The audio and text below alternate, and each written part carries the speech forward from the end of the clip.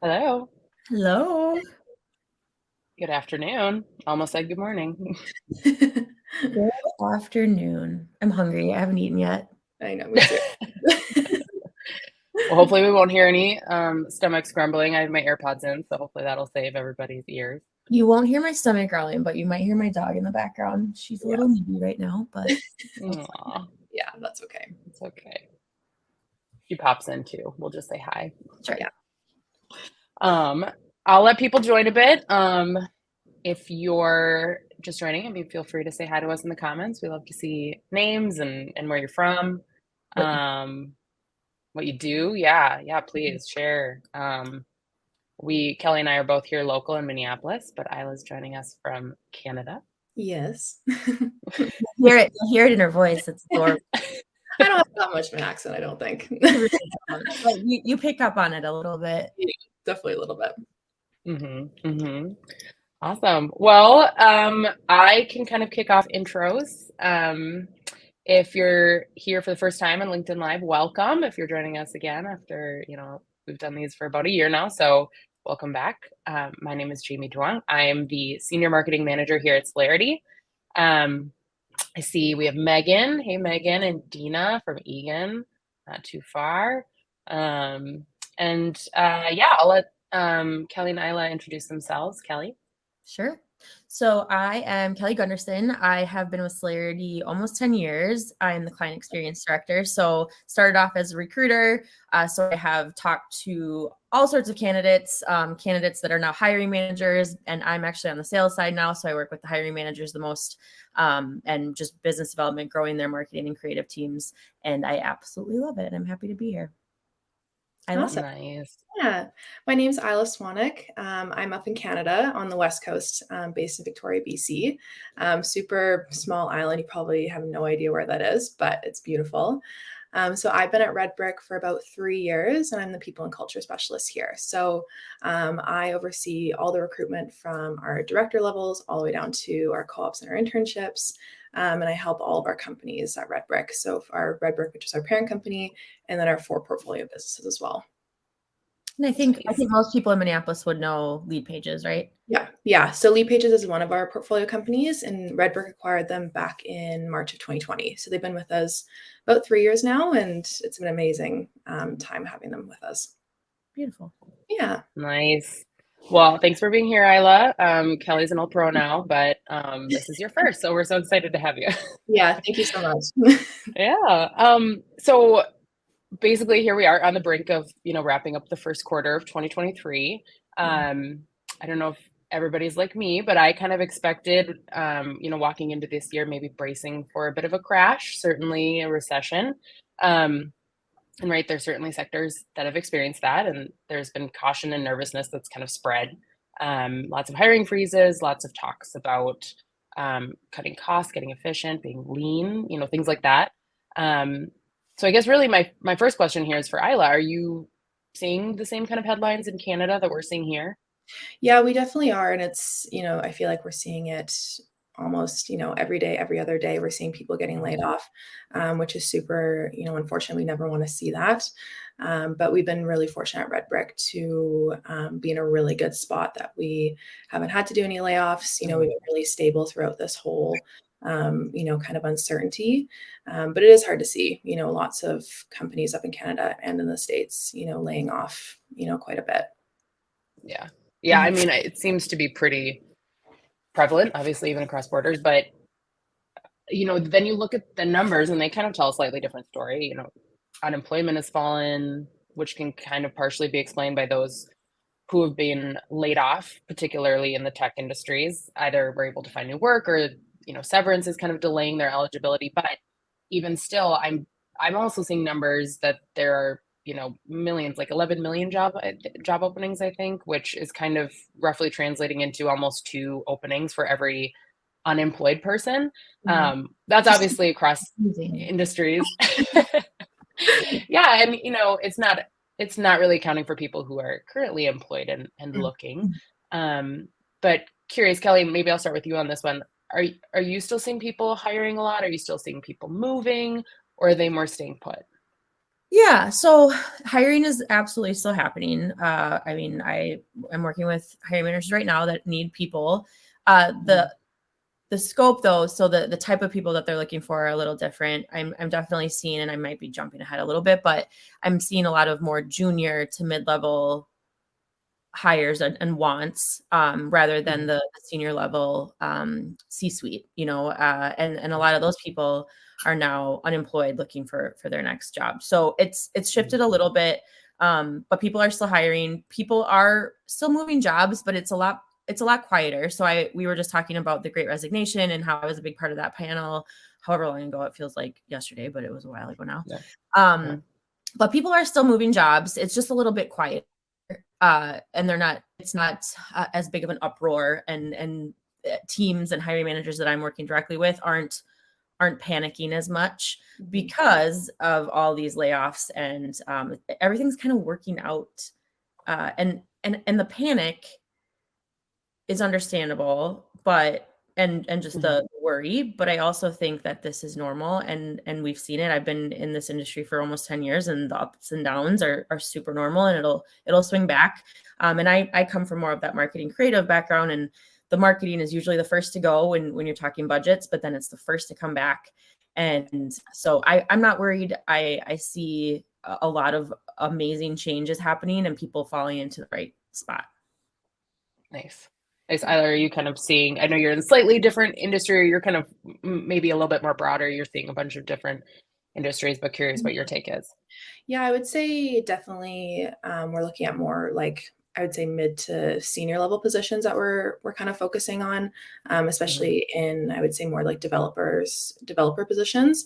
I would say we're definitely looking for that mid level and senior level position as well, which is hard for a lot of new grads to come into the tech industry, and they're not able to find a lot of entry level positions. So I think it's definitely shifted over the last year, and now we're looking for more of those mid-level to senior level roles. Nice. Yeah, that's an interesting take, like how different the marketing and creative industry is from maybe what a lot of other industries are seeing. And then just in general, and I can start with you on this one. What differences are you seeing now than maybe like 6 months or a year ago? And then, putting on your little future scope hat, what do you think it might look like 6 months or a year from now? Yeah, I would say 6 months ago to a year ago, I think back and it was crazy. The hiring industry was nuts. The competition was just so high. And I think Kelly and I both went through this. And, we move quickly with our hiring process, but sometimes we would still lose really good candidates just because, they were farther along in the process, or, they were getting these crazy offers with this ridiculous amount of money. But so we had to stay really level headed with our recruiting efforts because things were shaking and things were moving so quickly, but we had to stay very focused on our needs and what we needed. And, I think that led to us losing some really good candidates, but, I think we stayed really true to what we needed, our budgets and our timelines and everything, which kind of put us in a good spot. So last year, crazy, like timelines, process, everything. Now it's definitely, I would say, slowed down a little bit. We're not, just like trying to move as fast as we can. We have, I think, a little bit more breathing room. And I think that's going to be kind of how it will be in the foreseeable future. Yeah, and I would agree. It's definitely quieted down. Like I was saying before, it was stressful having candidates that were getting counter offers and, $20,000, $25,000 more offers that you're just like, yeah, I would do the same thing. Absolutely. But you go through all of that, all of the time and energy to get them to where you need to be, and then all of a sudden they drop off. But again, that's life. But I'm not seeing that nearly as much. But they still, I mean, the people that are they have the skill set and are well sought after, they're absolutely having multiple interviews and multiple rounds and multiple offers. But we're just not seeing it as much. Yeah, definitely. So it's quieted down a bit, but are you so are the days gone when candidates are getting, those 2-3+ offers, the minute they hit the market, or are you still seeing inklings of that? I think it kind of depends on the type of role. It's definitely not Mhm. paying as much, but I remember we were getting candidates getting $30,000-$40,000 more than what we could offer. And we just weren't in a place to, come up to that. Mhm. But now I don't think we're seeing that as much anymore. Nice. Nice. And Kelly, you had made a point when we were kind of talking earlier about this, about, I know we've talked about seniority and how that's kind of affecting what trends we're seeing. And so you'd mentioned something about the C-suite and people you've been talking to there and what you're seeing there. Can you share a little bit about that? Absolutely. So these incredible, intelligent, very smart people that have been with their companies for 16 to 20 years have been laid off. And Mm. they've never been in the job market before, really. They've never had to like create a resume. Like it's a strange time to be in for them, just because that's rare, right? Like they were in this family and this career for so long. And Mhm. it doesn't necessarily mean that they've been with that company for 20 plus years, but they've been in high level, like senior director, VP level marketing and creative roles. And again, this is just from the marketing creative perspective, but they are kind of at a loss because of the budget piece that I was talking about. They're hiring a lot more junior people, more mid-level people to do that Mhm. grunt work. Very lean on top. So I have so many connections where I wish and can't wait for them to find a spot because of the relationships that we've built, and I know that they're going to do amazing things, but they're kind of stuck. Uh, and Mhm. but the very interesting thing as well, and Jamie, you and I were talking about this yesterday, is that we obviously, as a recruiting agency, can see people that are open to work as well, especially like on LinkedIn. And we're talking to these people, Mhm. and there's a lot of higher level people that are looking for work as well. So those people are going to start moving, and then the people I'm talking about that are unemployed are going to fall into those spots. So I think everything's going to come back together, and it's all going to work out like it Yeah. always does. But it is very draining for those at the C-suite to be like, I'm amazing. Like, what is happening? Totally. And I Yeah. agree, and I wish I could help, but they're definitely on our side more junior mid-level roles. Mhm. So that's kind of where Yeah. it's now. Yeah, I think like what you said, everything's cyclical, everything comes back around, and that's not really, comforting to people who, this is your job, this is your livelihood. So, Yeah. that's obviously very real time important issues for people, but just in general, will certainly, you know, come back around. But Mhm. um, I think someone had mentioned the interview process, and I'm curious, if you feel, um, and I'll start with you on this one, the speed or the interview process, like has that changed a lot for you because of the crazy, and are you guys keeping those changes, or are you kind of like easing out of it? Yeah, no, I think we've stayed like, we haven't changed much even when it Mhm. was, like, really crazy about 6 months to a year ago. Like, we still move really quick within our hiring process. We only have a couple of steps within, from the time they apply to an offer, and we haven't really Mhm. changed that much. You are But super it's quick. just We've obviously partnered with you, and you're very quick, and it's easy. It's refreshing. Yeah, it's like we don't need to go through 5, 6 interviews, So we really narrow down, okay, how many people does this person need to meet to make a decision? So nothing has really changed from us since, I've started at Red Brick to now. But I think when it was, crazy about 6 months to a year ago, it was just timing with other candidates and where they were at in different hiring processes. And we would try, in those cases, we would try to move quicker if we can with, setting up interviews, the next day or anything like that. But sometimes we would just miss the boat with timing. So Mhm. our hiring processes really stayed the same kind of throughout. Nice. Mhm. And on my side, I'll add that most of our clients and the hiring managers that I work with did condense, especially for those permanent roles. Usually for contract consulting roles, they're one or max two interviews. But for permanent, we've had clients that have had the 4 or 5 rounds, Yeah, and that's exhausting, and it just isn't a great candidate experience. totally. And when it was crazy and we were getting multiple offers, people would drop off. So a lot of those hiring managers have changed and have stayed the course of condensing and knowing specifically and focusing on what they're looking for so they can make quicker decisions. But there are still those 1 or 2 that did condense, and now they're like, you know what, it's slowed down. We're going to be pickier and we're going to take a little bit longer. So it all depends on the human and what they want to do. 100%. I can always push and persuade and do the best that I can as a consultant from the recruiting perspective. But we, as the recruiters talk to their candidates and their talent, they are setting those expectations up front as much as they possibly can. And then of course, on the sales side, we're doing the same with the hiring managers to make sure that they're making decisions quickly. Yeah. I love that. And so maybe like even a really easy takeaway is no matter what your hiring process is, even if it's in flux, like be transparent, communicate that, give people an idea of what to expect. Don't string them along for no reason. Yeah. And just going back to the C-suite and those VP levels or those director level people, like they're getting ghosted by these companies after multiple rounds. And I'm just like, that's insane to me. Like we would never do that at Celarity. And I know Red Brick wouldn't either.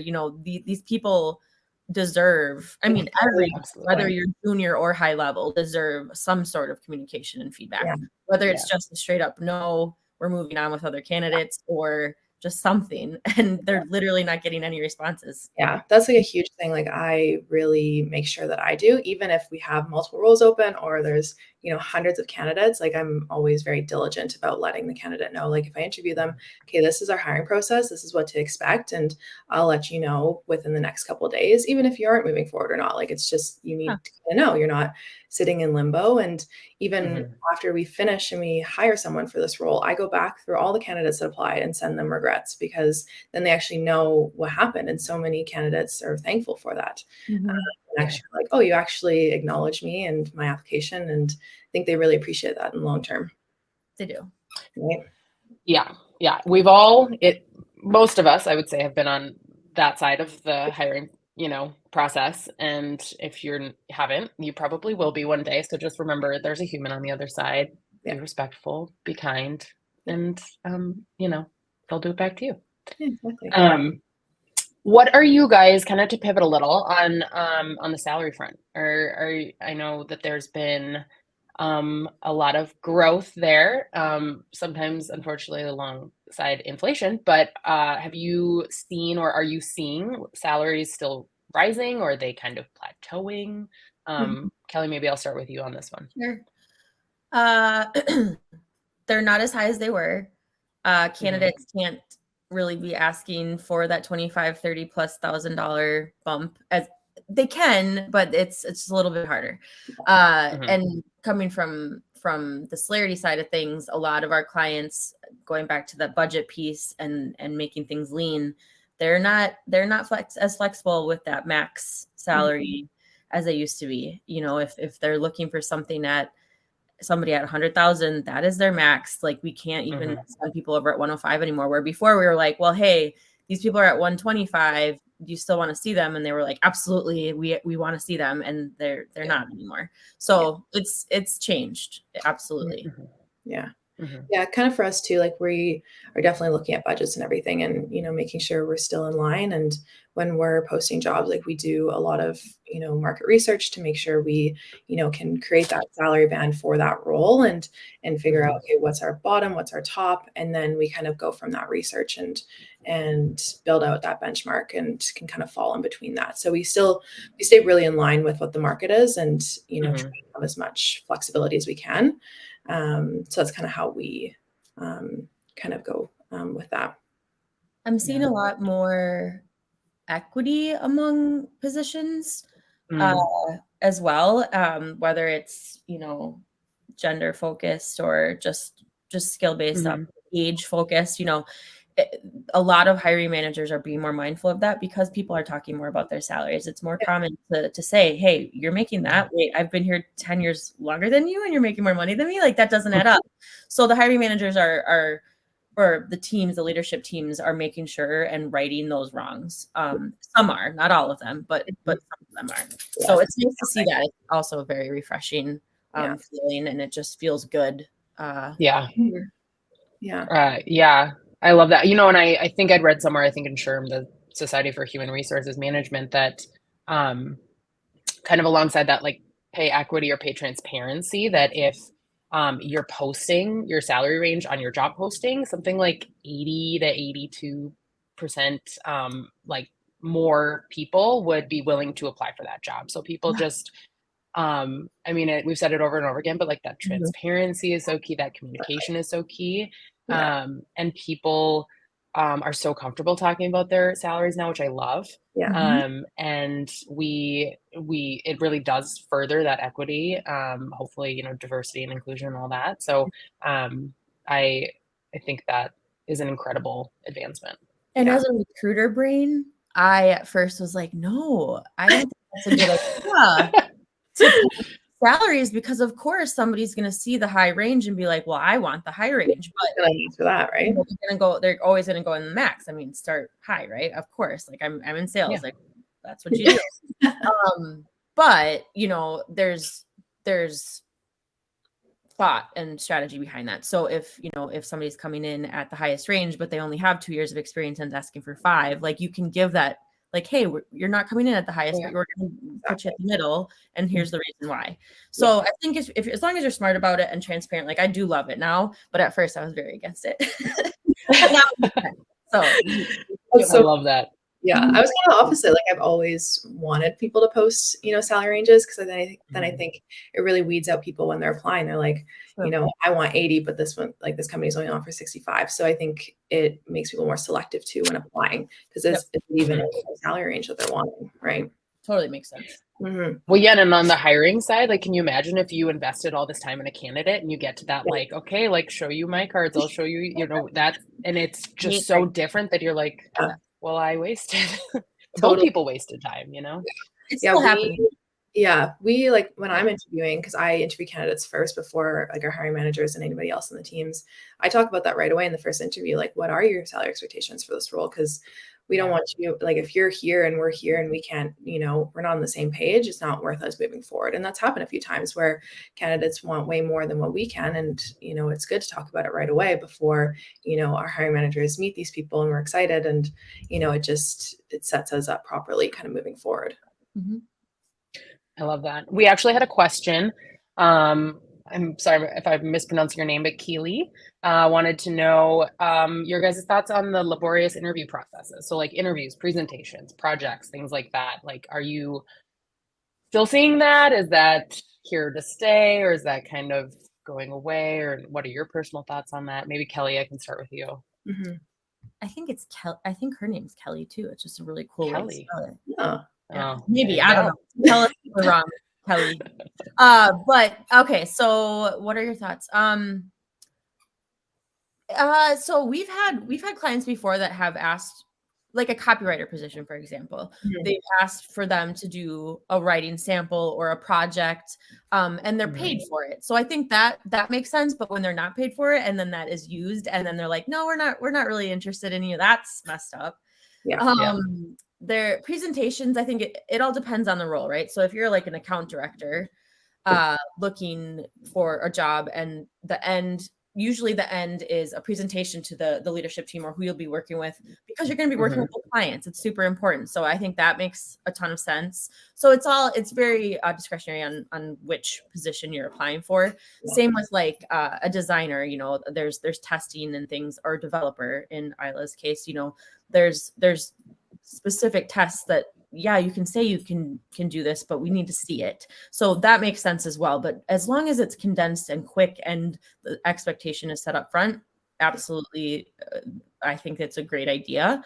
But if it's for, a junior level project manager, project coordinator, and they're asking you to do presentations and projects, that doesn't really line up. So if you ever wondering, you can reach out to Celarity and we'll let you know if it makes sense. We're kind of in the same boat too. Like it is role dependent for sure. Like we just hired 2 junior designers, and we had, the candidates that we did move through complete a small like branding project for us, and it didn't take them long. We just wanted to see some sort of work, and they do, submit their portfolio as well. So it's good to see that. But it's dependent on the role to see, their work. And exactly. Yeah. Just to see how it is. And we're not expecting it to be perfect, but we just kind of want to see kind of where you're at. And then same with developer roles too. Like they can list that they, have all these different technologies that they've used, but we want to see it and, see them actually working with it. And if they are at the level that they are saying that they are.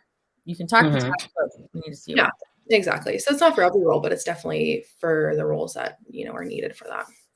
Yeah, that makes sense. We had another question real quick. Any tips for applications that have mandatory expected salary fields when there isn't a range listed? The fear is overpricing myself based on data from sites like Glassdoor.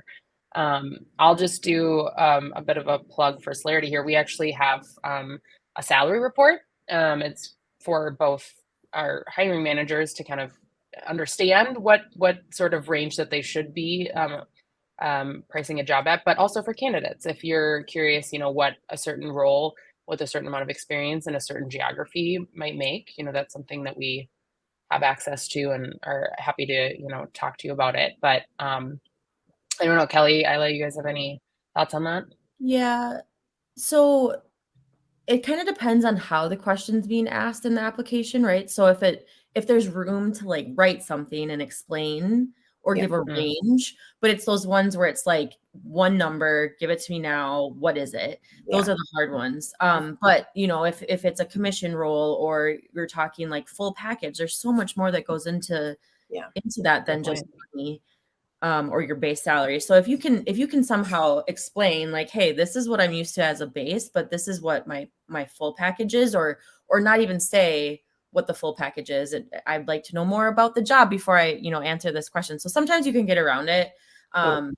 But if it is asking, I would give your real number. I mean, you don't want to, who cares if you overprice yourself? I mean, if that's what you need, that's what you need. And then you're not wasting your time with that company. That's my perspective, I guess.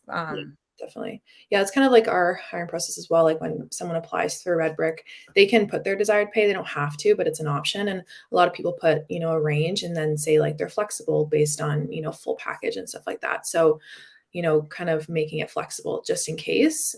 We don't screen out based on that, but, it is a possibility that can happen. And then, doing market research too, like looking at various sources, because that's what companies do. Like we look at market research to determine that salary range. So, doing kind of your own research as well to figure out, okay, this type of role, what salary is that kind of expected for that role? So that can kind of help you with answering that.